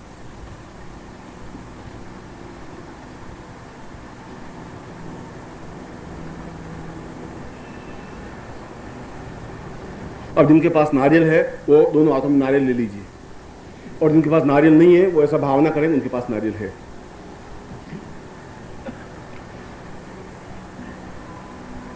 ओम संपूज्य गणमाला, बिल्कुल सीधे बैठिए। ओम संपूज्य गणमालादि ब्राह्मणास्तु धनकड़ी मांगल्ये संग्राम दुष्णे पुण्याः अनुरोगारं कुर्यात् क्षत्रिय वैश्यवनिक दारुमंडल कमला मुकुला सदसमजन श्रीश्याम धाय दक्षिण पाणिनाम स्वर्ण पूर्ण प्रसन्न धात्वा दीर्घा नागानंदाम पद मंगलम चास्तु पुष्पाणि पान्तु सोसिरमस्तुक्षतां पान्तु आयुष्मस्तु ताम्बूलानि पान्तु ऐश्वर्यमस्तु दक्षिणां पान्तु आरोग्यमस्तु दीर्घ आयु श्रेय शांति पुष्टि तुष्टि चास्तु शीर्षो विद्या वित्तम बहुपुत्रम बहुधनम चासम चारंग चातुं कृत्वा सर्वा वेद दैत्याकरणकर्मारंभा शुभा शोभना प्रवर्तन्ते महम ओंकार मादि कृत्वा भगवती कात्यायनी पितां भगवती माहेश्वरी पितां भगवती रिद्धि कृतां भगवती सिद्धि कृतां भगवती पुष्टि कृतां भगवती तुष्टि कृतां भगवन्तो विघ्न विनायक पितां सर्वा कुलदेवता पितां सर्वा ग्राम देवता पितां सर्वा इष्ट देवता पितां अतास्त ब्रह्मद विषय अतास्त परबंधन अतास्त विघ्न कर्तार शत्रु पराभवम या तो सामंत घोराणी शमंत पापानि शामंत सुभान वर्ताम शिवा सन्तु शिवार्थ सन्तु शिवाग्नय सन्तु शिवा आहुते सन्तु अहोरात्रे श्वेशाताम सन्न कन्निकृत देव सा पुरुषात्मान सा पूर्व समासित पूर्वा पूर्ण साम पूर्वा अथास्मान सा दक्षिण सा पूर्वाम दक्षिणति पूर्वा दक्षिणोत्ताम पूर्वाय खेत वोर जेत्वाम वाय वसुदेवो वस सविताम प्रार्पयतु श्रेष्ठमाय क्रमण आप्याम इंद्राय भागम रविमाकमा वस्ते निष्ठमान दशक शुद्ध्रुवा अस्मिन् गोपतुष्या तपवीर यजमान से पशून पाहि स चैतन्यम परिपूर्णाम सा दीर्घा यत्वा सा पूर्वा अथास्मानं कृते कल्याणम सा पूर्वा अथास्मानं वर्ण सा शिव गौरी वाहया या श्री राम इंद्रवादे धनदस्य गृहे या श्री रस्माकं सातु श्री अस्तु श्री अस्तु श्री अस्तु श्री श्री जाता श्री आनरियाय श्री मयोजितभ्यो जातु श्री वसाना अमृत तत्त्वं सत्या समितामसो मनसा काममा कुतिं वाचा सत्यं श्री पुष्णाम रूप निश्चय श्री स्थानसाम सा पूर्वस्याम सा चैतन्योम परिवृति पूर्वातस्मानम अमुक गोत्रेभ्यो अपना गोत्र बोलिए अमुक शर्माहम नाम बोलिए ताम पुरुषाम भगवती साम सुक्षिता पुरुषाम अथास मनसा तेजसे ब्रह्मांड दीक्षा याम पुरुषा अथास मानम सा चैतन्यं परिपूर्णता तुभ्यं से पुरुषा अथास मानम कृते कल्याण तुभ्यं से माम दीर्घा तपसी माम दीर्घा अथास मानम तुभ्यं संपर्ददे। और इसको सिर पे लगा करके नीचे रख दीजिए। नारियल शिव का प्रतीक है, आपका मस्तक है, इसीलिए गुजराती में इसको नारियल नहीं कहते, इसको खोपड़ा कहते हैं, खोपड़ा, और सिर को भी खोपड़ा कहते हैं। मैं अपने इस खोपड़ी को जिसमें बुद्धि, जिसमें मल विकार भरा हुआ है, नीचे रख रहा हूँ। ये भावना है, ये प्रतीक है।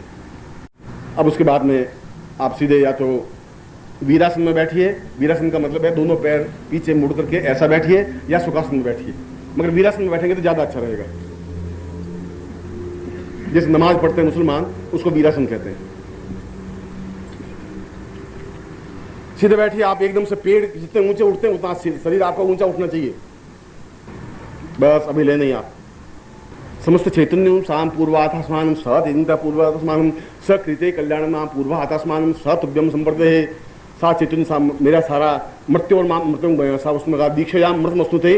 हमारा सारा जीवन और जीवन के छल, जीवन के झूठ, जीवन के कपट समाप्त हो सके, हम एक शुद्ध निर्मल चैतन्य बन सके। उस अग्नि को स्थापन करते हुए समस्त शरीर को उस ब्रह्मत्व अग्नि के माध्यम से जलाने की क्रिया कर सकें। ब्रह्मांड दीक्षा का ये प्रथम पार्श्व है और दोनों हथेलियों को रगड़ करके उसमें अग्नि प्रज्वलित की जाती है। मगर इस बात का ध्यान रखें कि इन हथेलियों को इतनी ताकत के साथ, इतनी फोर्स के साथ रगड़ें कि इसमें से चिंगारी निकलनी चाहिए और आपकी चिंगारी मुझे दिखनी चाहिए। ऐसा तो कुछ होगा नहीं आपका, और ऐसा करने से भी कुछ नहीं होगा। बहुत तेजी से साथ ऐसे रगड़ना पड़ेगा, और ऐसा ये हाथ जलने चाहिए, फफोले बनने चाहिए। अगर हाथ जल भी जाएंगे तो मेरे पास बर्नल पड़ा है, मैं लगा दूंगा, वो घबराने की जरूरत नहीं है।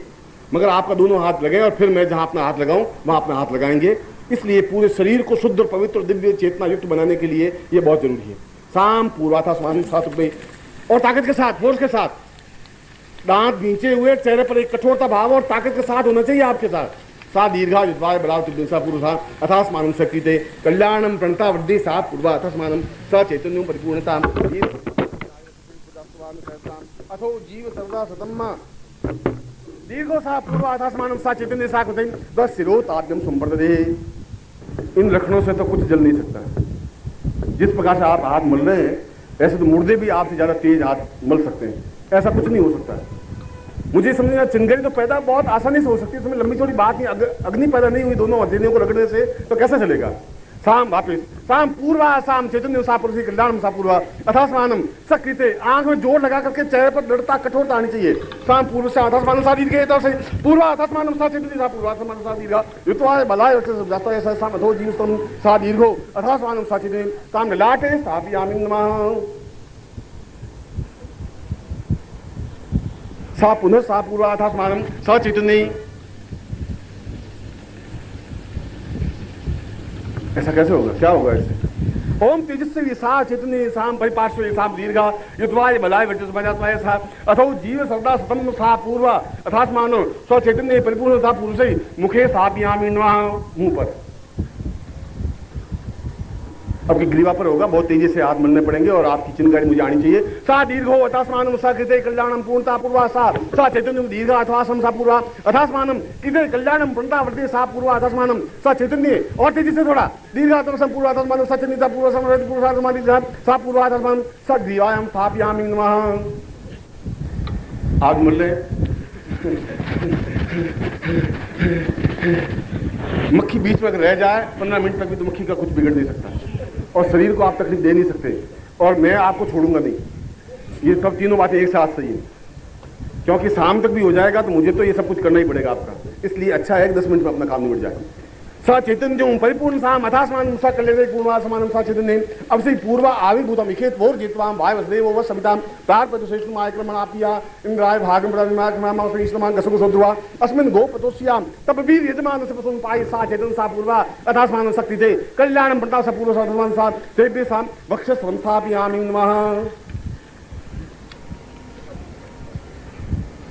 पुनरु सा दीर्घायुत्वाय बलाय साधुमान साचितने सा दीर्घोयुत्वाय बलाय वचस्वती अथास्मानं साचितने कल्याणं प्रणता वर्धे सिद्धे कुंभोधमन्मा सत्य पूर्व अथास्मानं साचितने कल्याणं पा पूर्व अथास्मानं दीर्घायुत्वाय पूर्वसो सा दीर्घा तोभ्यं सामदि अग्नि स्थापयामि नाभो स्थापयामि नाभि पर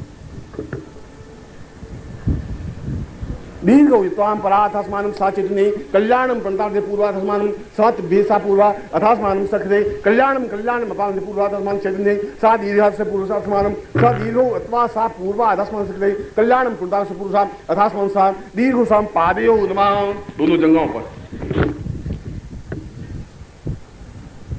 नमः संताम पूर्वा अथास्मानं सा चैतन्य सा पूर्वा अथास्मानं कृते कल्याण सा पूर्वा दीर्घौ युत्वाय बलाय सा पूर्वा सास्मानं सा दीर्घौ सा सतम सा दीर्घा सा कल्याणं प्रणताते पूर्वाथास्म चैतन्य सा दीर्घो सा पूर्वा अथास्मानं सा पूर्वा अथास्मानं पादयो दोनों पैरों पर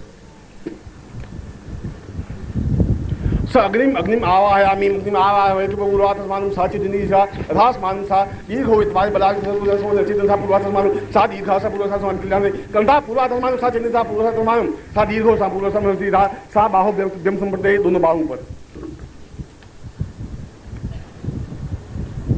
और इस बार और तेजी के साथ पूर्ण अग्नि को स्थापन करते हुए देवत्व अग्नि को स्थापन करते हुए सा ईवायाम पूर्वाथास्मानं रुकेंगे नहीं आप, बिल्कुल तेजी से साथ और तेजी के साथ और तेजी के साथ क्या कर रहे हो तुम तो ये और चैतन्य पूर्वा अथास्मानं सकृते कल्याणं प्रणता सा पूर्वा अथास्मानं अग्निदूतं वायुते पूर्वा अथास्मानं सा चैतन्य कल्याणं पूर्वा अथास्मानं सा दीर्घा सा चैतन्य पूर्वा अथास्मानं सकृते कल्याणं प्रणता पूर्वा सा चैतन्य पूर्वा अथास्मानं कल्याणं पूर्वा समरि सा दीर्घो सा पूर्वा समरि रहे अथास्मानं सा चैतन्य तुम्हारी पूर्वा अथास्मानं थोड़ा करते रहिए, पूरे तेजी से साथ करिए।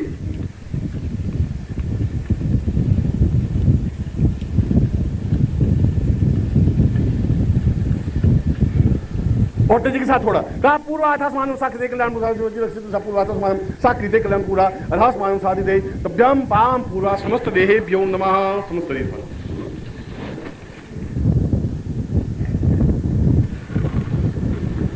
दीर्घो अथास्मानं सा चैतन्यं परिपूर्ण साम पूर्वा अग्नो सा पूर्वा अथास्मानं अग्निं सा पूर्वा अग्निं दूतं पुरुदेव अविवाहं पूर्वे देवाम आसाम दयाधिया समस्त चैतन्यम जीवम सा आवाहयामि समस्त देव सा पूर्वा अर्थात मन शुद्धिं प्राण शुद्धि आत्म शुद्धिं सा देवायामि सा समस्ते कल्याण मम रुद्र श्रीमती ब्रह्मादि में ब्रह्मज्ञान प्रथम पुरस्कार ऋषि वनस्पति आवा साम पूर्वा तद्यम संपत्ति कल्याण तद्यम संपत्ति। अब आप हाथ जोड़ते हुए बिल्कुल ताटक करते हुए आंखें बिल्कुल मेरे सामने दृष्टिपात रखते हुए हाथ आपके जुड़े रहेंगे और बैठेंगे जैसा बैठे थे आप उसी वीरासन में बैठेंगे और हिलेंगे नहीं।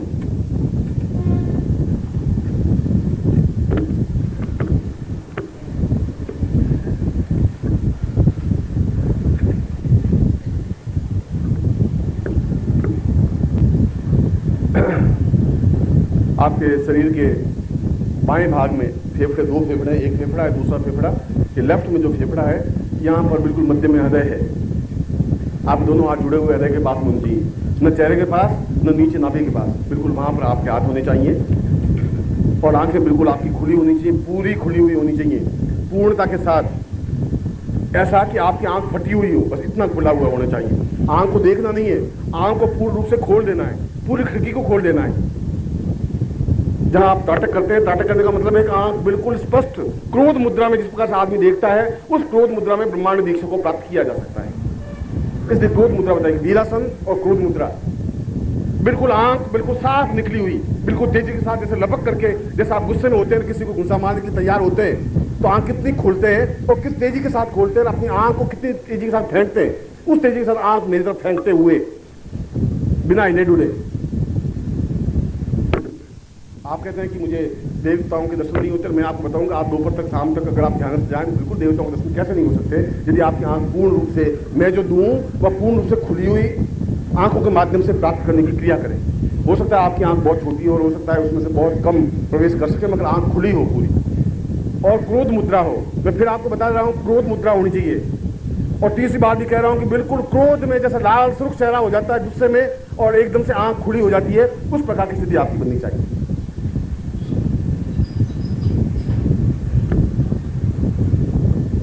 मिलेंगे नहीं, और जब तक मैं मंत्र बोलूं तब तक मेरा शक्ति प्रवाह होगा और आपके पूर्ण रूप से जितना ज्यादा आंख खुल सकेगी उतनी ज्यादा शक्ति उसमें ट्रांसफर हो सकेगी, क्योंकि छोटी खिड़की में से बहुत बड़ी वस्तु प्राप्त नहीं हो सकती, जा नहीं सकती, और आंख आपकी फटेगी नहीं, इस मैं विश्वास दिलाता हूं। मगर होनी चाहिए पूर्ण खुली हुई क्रोध मुद्रा होनी चाहिए, और अभी तक मुझे आपकी क्रोध मुद्रा दिखाई दी नहीं, ऐसा क्रोध मुद्रा। ओम पूर्वा सतां सास्ते पूर्वा तस्मानं सा चितिन साइके तोर जेत्वाम भार सदैव व सविदाम प्रार्पत से समाय क्रमण। आप यंद्रा भागवता और थोड़ी खोलिए, इके त्वाम पूर्वा तस्मानं सा चैतन्य सा कल्याण पुंडावते सा दीर्घो अथवा सम चैतन्यो सा कल्याण पुंडावते पूर्वा तस्मानं सा चैतन्य अथवा अथास्मानं सा सतै सा दीर्घा अथवा सा पूर्वा अथास्मानं सा चैतन्य सा पूर्वा अथास्मानं कृते कल्याण पूर्व से दीर्घा अथास्मान सा पूर्वा सम दीर्घा के नाम दी पूर्वा सा क्रम से दीर्घा से पूर्व सम दीर्घा सा कल्याण पूर्व से नाम पूर्व सम दीर्घा दी पूर्व उपसन सा आंग काम सा पूर्व सम से अंग अंग अंग इंग इंग से पूर्व सम से क्रीं क्रीं क्रीं कांग सा पूर्व सम से अंग सा पूर्व सम से आप पूर्वा तस्मानं सा चैतन्य सा दीर्घा से पूर्वा सा स्वाम सा दीर्घा तो बलायु से सुप्रजास प्रवास सा तो जिनसा पूर्व साथी वंशोत्तम भानमसिम कुंसी पूर्वा रासमानम कांग क्रिके शाम श्री सु ओम का रूप ने जन जन जन जमरानी भ्राम भ्रीम भ्रूम भैरी भद्रवाणी अंग पूर्वा रासमानम सकृते कल्याण प्रताप से दीर्घा पूर्वा शाम सोम साप दिशा दिशा मंत्र साप तेजस्वितम सा प्राण सा चैतन्य सा जागृत सा त्रोटे सा स्फोटे सा दीर्घा सा ब्रह्मांड स्फोटे स्फोटे सा चैतन्य सा जागृत सा कृते सा कल्याण अभासमानम सा दीर्घ पूर्वाधर्मनम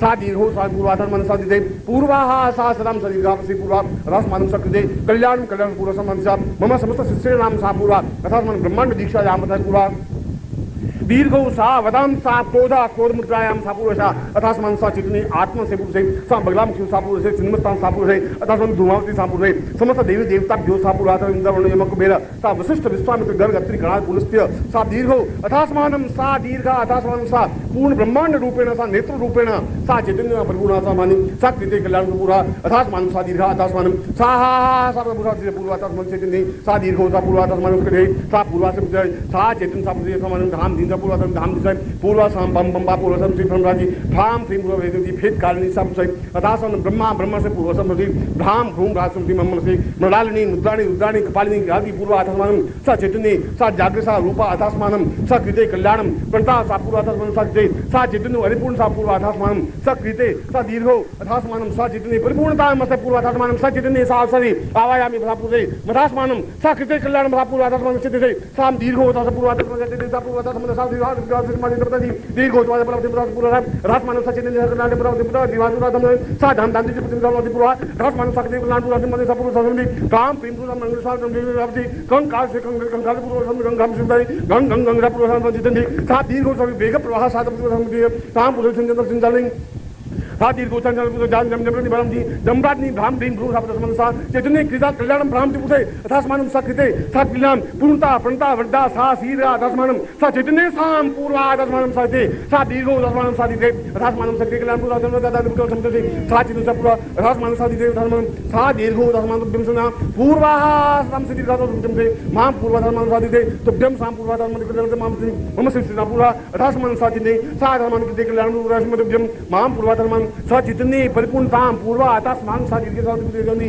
जांग दी पूर्व समान सा पूर्व मान भ्राम तीन भ्रू सब दंडम धमदम सा पूर्व समझ धाम पूर्व समान सा चितन्य कल्याण कोदिनी सा आहा सा पूर्व समझी भ्राम भ्राम भ्राम सा पूर्व समझ माम रक्षम दिगंदी कंकाल सा खेती सा कंकाल पुतम तुभ्यम सा पुरातन माने तुभ्यम सा कृत मेरे मास वशिष्य नाम सा चितन्य सा जगरे सा पूर्व से विस्फोटय जागृत त्रोटय दीप्त सा ब्रह्मांड दीक्षा जाम पुरुषार्थ समानम सा चितन्य सा तुभ्यम सा पूर्वाता समान तुभ्यम संपर्दे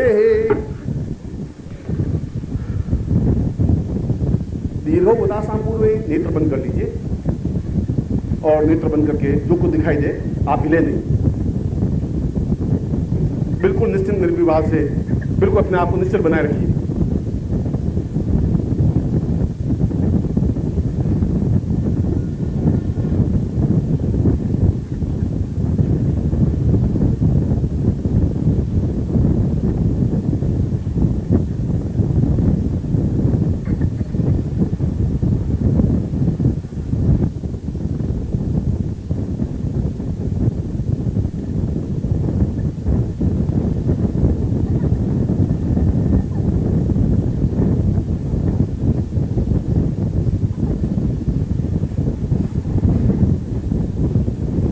ओम द्यो शांतिरंतरिक्षं शांति पृथ्वी शांतिराप शांतिरोपदयः शांति वनस्पतयः शांति विश्वे वेदा शांति ब्रह्म शांति सर्वभूम शांति शांतिरेव शांति सामा शांतिरेधि। 3 बार ओम की उच्चारण करेंगे सर इसी आसन में। हरि ओम।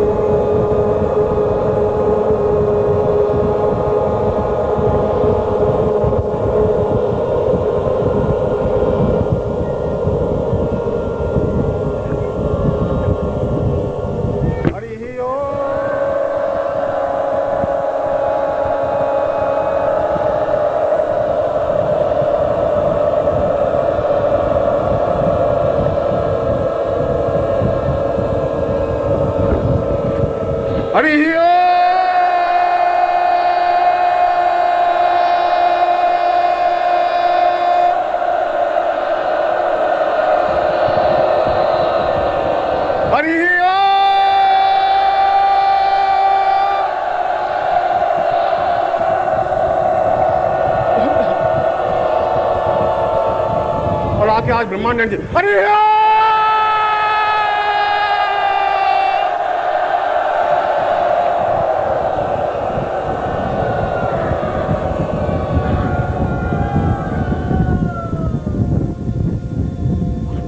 पूर्णमतः पूर्णमिदं पूर्णात् पूर्णमुदच्यते पूर्णस्य पूर्णमादाय पूर्णमेवावशिष्यते। ओम पूर्णतां पूर्णाथास्मान् स पूर्णेषां तुभ्यं संवर्धते। ये ब्रह्मांड दीक्षा आपके जीवन के सारे अंदर के तंतुओं को और उस अग्नि को अपने शरीर में ही स्थापन करते हुए, उस अग्नि को अपने शरीर में पूर्ण रूप से उस पाप ताप को जलाते हुए, जिस प्रकार से हमने इस ब्रह्मांड दीक्षा को अपने हृदय उतारा है, ये पूर्ण मंत्र फुल स्केप के 22 पेज में आता है। 22 पेज को एक सांस में बोलने की क्रिया ब्रह्मांड मंत्र के माध्यम से हो सकती है। प्रत्येक इस प्रकार का उच्चारण एक साथ एक स्वर में इस प्रकार बोलने की क्रिया के लिए अत्यंत प्राण चेतना प्राणवायु की आवश्यकता होती है। मगर आप लोगों को चाहिए कि आप तो श्रुत हैं, स्मृति तो नहीं है, और आपके पास ऐसी धरोहर रहनी चाहिए। इस प्रकार के मंत्र समाप्त हो जाएंगे, आने वाली पीढ़ी इन मंत्रों को नहीं सुन पाएगी, आने वाली पीढ़ियों के पास ये मंत्र होंगे भी नहीं, आने वाले गुरुओं के पास भी ये मंत्र नहीं होंगे। मगर इस प्रकार के टैप अगर आपके पास सुरक्षित हैं इन मंत्रों के, इस दीक्षा के भी, इससे पहले की जो दीक्षा दी है, जो आपको मैंने उस दिन प्रयोग करवाया था, उस मंत्र को भी यदि आपके पास धरोहर है तो आपके पंडितों के लिए, आपके ज्ञानियों के लिए, आपके पड़ोसियों के लिए, आपके संबंधियों के लिए, और रोज सुबह यदि आप उस टैप को, इस मंत्र को सुनेंगे तो अपने आप में पूर्ण नित्य दीक्षा प्राप्त कर सकेंगे। ये अपने आप में इतना तेजस्वी, इतना उग्र, अपना चैतन्य मंत्र है कि बहुत कठिनाई से प्राप्त हो सकता है। आप इस प्रकार के मंत्र को अपने घर में संजो करके रखने लायक है। इसलिए नहीं कि मैंने ये मंत्र का उच्चारण किया, इसलिए कि इस पृथ्वी पर दूसरा मंत्र इस प्रकार का उच्चारण कर ही नहीं सकता। ये भी गारंटी की बात कह रहा हूं।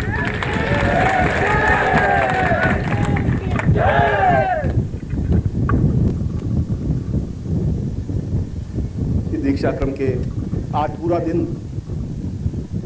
जब आपने ब्रह्मांड दीक्षा ली, मस्ती के साथ पूरा दिन व्यतीत करना है। किसी प्रकार की भय, घबराहट, चिंता होने की जरूरत नहीं है, क्योंकि इस दीक्षा के दक्षिणा के बदले में मैं आपके भय, आपकी चिंताएं, आपकी परेशानी अपने ऊपर लेता हूं। आप चिंता मत करिए, आप निश्चिंत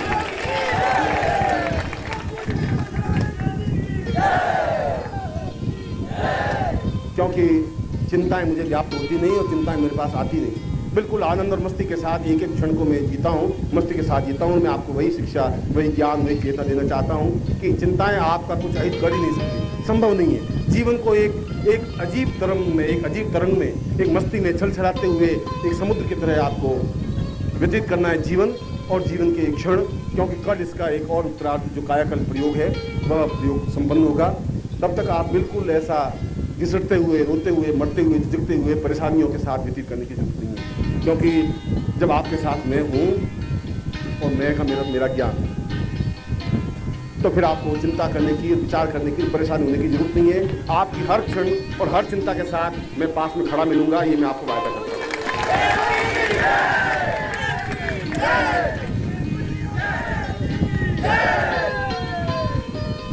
और आज अभी इस प्रवचन के बाद प्रारंभ होने से पूर्व निर्मोही जी ने कहा कि एक इस प्रकार का रथ हम पूरे भारतवर्ष में घुमाएं। तो ये चैतन्य रथ, या इसका नाम हम कुछ दें निकेश्वरानंद रथ, या ये रथ प्रत्येक प्रांत में आप आमंत्रित करें। वहाँ पर भूल चूक भी नाम सिमल का नाम नहीं लेने को जरूरत नहीं है, भूल चूक भी मुझे गले में हार नहीं पहना है, मगर ये संस्था, ये चिंतन, ये विचार, ये हमारे जो मंत्र है, ये धारणाएं, ये सुरक्षित रह सके।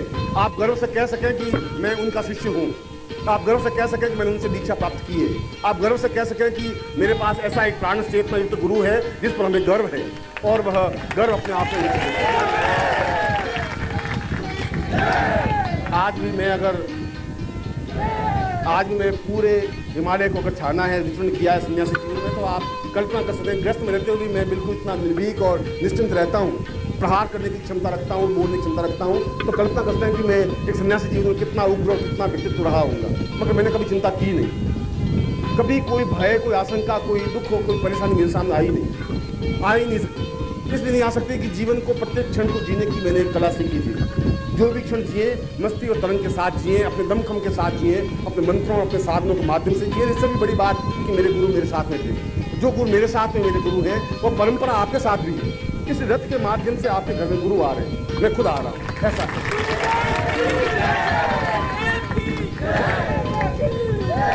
जब आपके यहाँ 1 अक्टूबर से तो शायद हरियाणा में ये घूमेगा, और उसके बाद में निर्मोही से कर लीजिए कि नवंबर में MP की यात्रा करें या UP करें, दिसंबर में कहाँ यात्रा करें, मगर वह पूरा रथ जो कि आपका दिया हुआ है, आपके पैसों से, आपके प्रयत्नों से बना है, उसमें बस सारा विचरण करें और उसके घर में जाकर के रुके जो इस संस्था के लिए। और मैं आपको पूछ रहा हूँ कि आपने अपने खुद के लिए, पत्नी के लिए 300 रुपये की साड़ी और महीने के 8 रुपये का भोजन तो आप करते हैं। होटल में जाते हैं तो एक टाइम का लंच या एक टाइम का डिनर ले तो 300 रुपये खर्च कर देते हैं। मगर मुझे आप सिर्फ इतना सा प्रश्न उत्तर दे दीजिए कि जिन प्राणों से और जिन मंत्रों को जीवित रखने की आप चाहते हैं, उस संस्था के लिए आप साल भर में कितना खर्च करते हैं? 5 पैसे भी। और अगर संस्था के लिए आप 5 पैसे भी खर्च नहीं कर सकते तो जीवन का कोई मकसद, कोई प्रयोजन है भी नहीं। ग्रस्त के लिए खर्च करना जरूरी है, मगर संस्था के लिए भी हमारा चिंतन होना चाहिए, बहुत आवश्यक है। संस्था आपकी वजह से पनपती है, इसलिए जिनके घर में भी रथ रुके वो कम से कम स्वयं पत्रिका के 11 सदस्य बनाए और आमंत्रित करें कि मेरे घर में आकर रथ रुके। शाम को उन सब गुरु भाइयों को, आपके शहर में जितने गुरु भाई हैं उन सबको बुलाएं। शाम को भजन कीर्तन हो, उनका प्रवचन हो, टैप हो, और उसके बाद में उस रथ का पूर्ण रूप से अभिनंदन करें। गुरु को अपने घर में स्थापन करें, उस दीपक को अपने घर में स्थापन करें। जो वहाँ मूर्ति, उसमें निकेश्वरानंद की मूर्ति चित्र है, उसको अपने घर में उसका पूजन करें। और वह गुरु पूजन निश्चित रूप से केवल मूर्ति नहीं है, मैं स्वयं आपके घर में उसमें क्षणा रहूँगा, ये इसका उदाहरण होगा। और आप पूछेंगे कि इसका क्या प्रमाण है कि आप मेरे घर में आए? इसका प्रमाण ये होगा कि अगर वह चित्र आपके घर में लाते पूरे घर में सुगंध फैल जाए तो समझ लेना चाहिए कि मैं आपके घर में आ गया। यह तो सौभाग्यशाली व्यक्तियों के घर ही जा सकता है। गुरु को अपने घर में बुलाना बहुत आसान काम नहीं होता। मैं कभी किसी के यहाँ भिक्षुक बन करके और ब्राह्मण बन के गया ही नहीं, संभव ही नहीं। पर फिर भी जहाँ शिष्यों के हृदय में स्थापन हो तो घर भी मेरा ही है। आप मेरे प्राणों के अंश हैं, मेरी चेतना के अंश हैं, मेरी जिंदगी के अंश हैं। और मैं शायद अपनी ज़िंदगी में जितना आप लोगों से प्यार करता हूँ उतना तो अपने आप से भी प्यार नहीं करता हूँ, उससे भी ज़्यादा प्यार करता हूँ, बहुत प्यार करता हूँ। मैं आपको आशीर्वाद देता हूँ कि आप निर्मोही से मिलकर के अपने प्राण की सारी रूपरेखा बनाएं और थोड़ा आलस्य छोड़ें, थोड़ा स्वार्थ छोड़ें। जो कुछ भी आप बना रहे हैं, चाहे अट्टालिका बना रहे हैं, चाहे मकान बना रहे हैं, चाहे महल बना रहे हैं, चाहे व्यापार बना रहे हैं, वो बन जाएंगे, वो कहीं नहीं जाएंगे। अगर मैं आपके साथ हूँ तो फिर उसमें नुकसान नहीं हो सकता। मगर आप एक बार चेतना जागृत करें प्रांत में।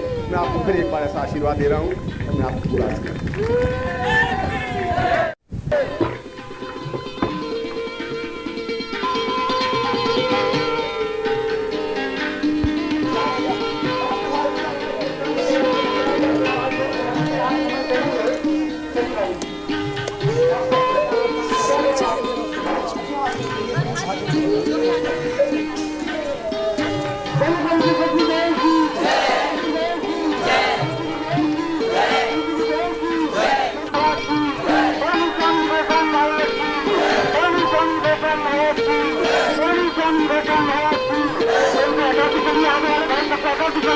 Thank you.